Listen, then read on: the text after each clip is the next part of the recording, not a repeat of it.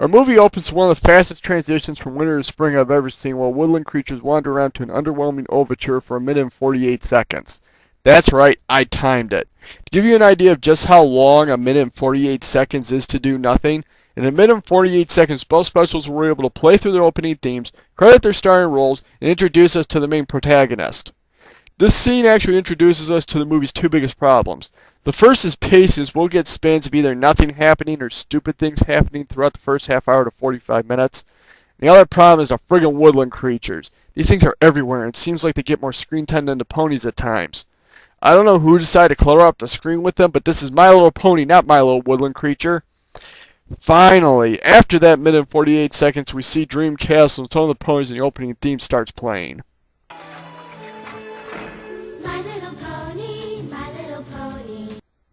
Wait, something seems off here. Crap, what is it? You know what, let me play the first special just to make sure.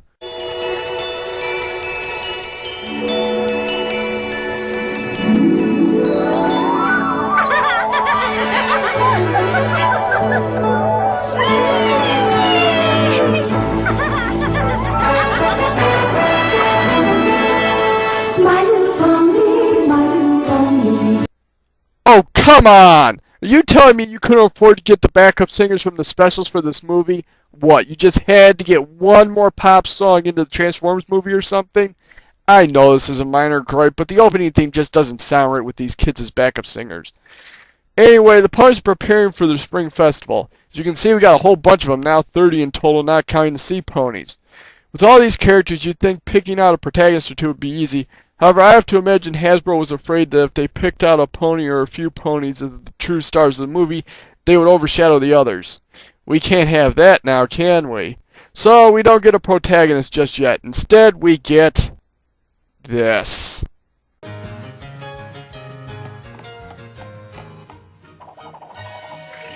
Where'd you learn that?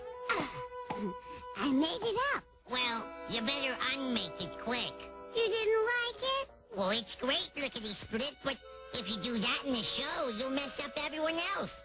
You're not the star, you know. I can do whatever I want. Besides, maybe someday I will be a star. Meet Baby Lickety-Split. Oh, how I hate Baby Lickety-Split. She has to be hands down the most annoying pony of the group. She's selfish, arrogant, stupid, and just all around irritating. Michael Reeves even made her the instrument of the pony's near destruction when she wishes on a magic coin for it to never rain again, just because a cloudburst ruined a picnic. However, get used to her, as about half the movie will be her being a little turd. Why, George? Why? So, after 4 minutes of being introduced to a grand total of one annoying pony and Spike, we shift to the movie's villains, if you want to call them that.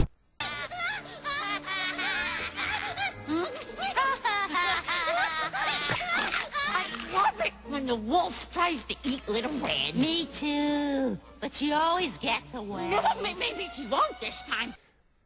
Those versions tend to end even worse for the wolf. Unless you consider vivisection by Dirty Axe a good thing. These are our so-called villains. The fat one is Rika, voiced by Rhea Perlman. The skinny one is Drago, voiced by Madeline Kahn. They're the daughters of Hydia, voiced by Cloris Leckman. The three are collectively called the Witches from the Volcano of Gloom. Hydia is watching the ponies in a viewing pool and is pissed off that they're all happy and such, proving living well truly is the best revenge. She calls Rika and Drago up to complain about it. However, the two get into a fight and we learn Hydia's got an issue with being called Mama. And when I say issue, I mean a big issue. Yes, Mama. What did you call me? I'm sorry. These three are also prime for this movie. I forget who said it, but the villain is the most important character in your story, and that's especially true when it comes to G1 My Little Pony. Without a villain or some calamity, the ponies will gladly live peacefully. The villain is the one who makes them take action, and the better the villain, the better the story is usually. The Witches from the Volcano of Gloom suck as main villains. They would have been alright as comic foils maybe, but definitely not as main villains. They're not threatening in any way, especially when compared to what the specials had to offer. I mean, Hydia never once makes a personal threat of violence against anyone except her own daughters. In fact, they're more like that asshole neighbor in your neighborhood. You know, the one who threatens to call animal control if your dog so much as looks at their lawn funny from the other side of the street. Hitty is pissed off because the ponies came along and made their nearby valley beautiful. She doesn't have to set one foot in her valley, but she can't stand them simply because they're there. This and the fact their daughters can't do anything about it sends her into a song about how their clan spreads misery and mayhem just to do it because, well, that's what witches do, damn it! So after driving the pony home about being evil and malicious, Hideous sends him down to ruin the ponies' festival. Ruin their festival. That's your definition of evil and villainy? Tirak captured ponies to turn them into mutant hellbeasts and bring about Nocturnal Eternal. That's villainy. Katrina enslaved a race of talking tribbles and her best friend to make her drugs. That's villainy, but she even gets excused for it because that was the drugs talking. You, the self-professed mistress of evil, wants to ruin the ponies' festival? That's not villainy, that's being a nuisance! Oh, and speaking of nuisances, how would you want to bet Baby and Silverbolt did not listen to Spike about not doing her show-wrecking step? Oh, if you're wondering where all the baby ponies comes from, considering all the ponies are mares, they come from mirrors. What, you'd think I'd lie to you about something like that? Anyway, Buttons comes out and introduces the chorus line. However, Baby Lickety-Split comes out and was probably the loudest piece of ponyware available, and when she tries her step, knocks everyone over. Buttons has a curtain brought down and chews out Baby Lickety-Split for spoiling the whole number. Good on Buttons. Baby Lickety-Split runs off crying and starts singing that song. Yes, perhaps the worst song in the whole movie, if not the entire franchise. What's really funny is Alice Playton, the woman voicing Baby Lickety-Split, has performed on Broadway. I kid you not. This... on Broadway. Although the singing's laughably bad, the animation's actually quite good with all the funny stuff happening during the song. The screenplay performing a counterproductive assembly line got a chuckle out of me. However, the best part was when Baby Lickety-Split empties a large drawer into her bag and then throws the drawer in itself. And when the bag's too heavy, she takes out a feather to make it light enough to carry. The animation really steals the number. However, it also makes clear just how much of an asshole Baby Lickety-Split is. Spike's trying to warn her running away is not a good idea. However, she physically and verbally abuses him throughout the song. I don't know why they made her a main character. She's probably the worst pony to represent the brand.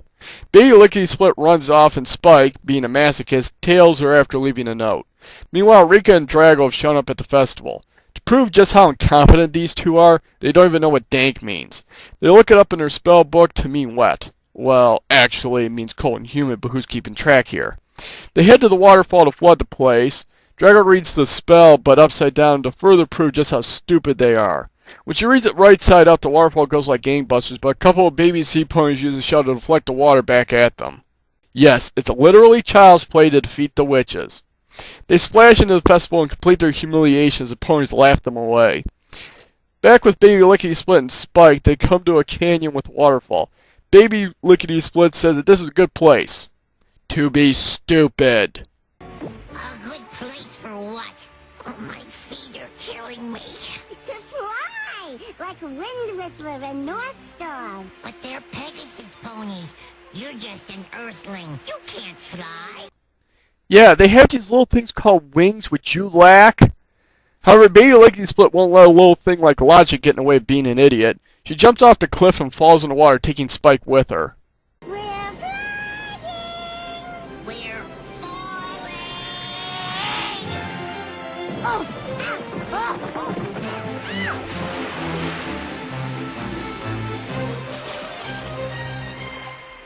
I guess I can't fly. What a shock! Dumbass. Back with the ponies, the others find Spike's note. Magic Star and Gusty decide to go find her, and Shady also nags them to come along, and Magic Star agrees. Oh no, Shady's nothing but bad luck. If Gusty's voice sounds familiar, that's because she's voiced by Nancy Cartwright. That's right, before she voiced Bart Simpson, she voiced a white unicorn. They decide to talk to the Bush Boys to see if they know where she is and head off. Meanwhile, Hitty is in her natural state of being pissed off. Her dingbat daughters can't even live up to her low standards of villainy. Malavia over at Nightmare Heights. Her daughter made Easter Sunday come out on a Tuesday. And that makes her just as powerful as the NFL. And just as evil.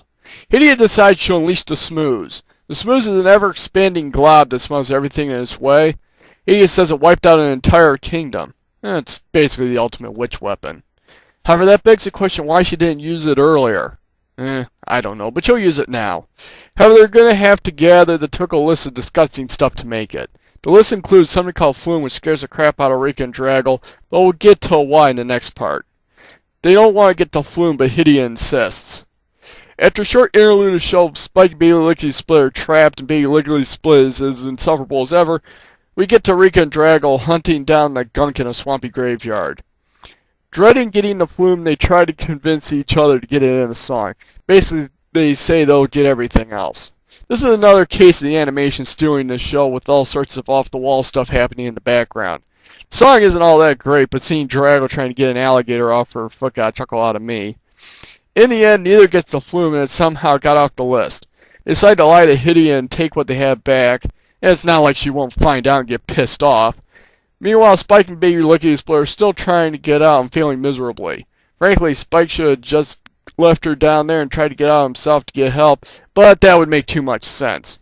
Magic Star and her group in the meantime have arrived. Spike and Baby Lickety-Split try to get their attention, but the waterfall is too loud. So Shady's complaining. I don't know why people like Shady. She just rubs me the wrong way. I mean, it's like they were going for a Boober character, but they went completely overboard. Her fretting over the worst possible and sometimes worst impossible scenario of everything is grating, and I honestly don't feel sorry for her. Though the one episode where she gets her vindication is so terrible, that might have something to do with my view of the character. Oh, yeah. Oh, I knew you shouldn't have come. You took the words right out of my mouth, Gusty. Meanwhile, the Bush Boys must have moved as they now live in a gopher hole, and their leader must have gotten his hair dyed blue. The con to celebrate spring is, well, basically a placeholder, but also a harbinger of things to come. Rika and Draggle in the meantime return to the volcano with the crud to make the Smooze. Hidia starts throwing the stuff in, but one by one, and that means that she'll find out that they're short Flume. So Rika pushes Draggle into Hidia to knock it all in at once. Hidia's pissed, but the Smooze forms and starts pouring out of the volcano, causing random destruction. So, now almost a half hour into the movie with the Smooze on the loose, perhaps we can finally get this movie off the ground and have some plot.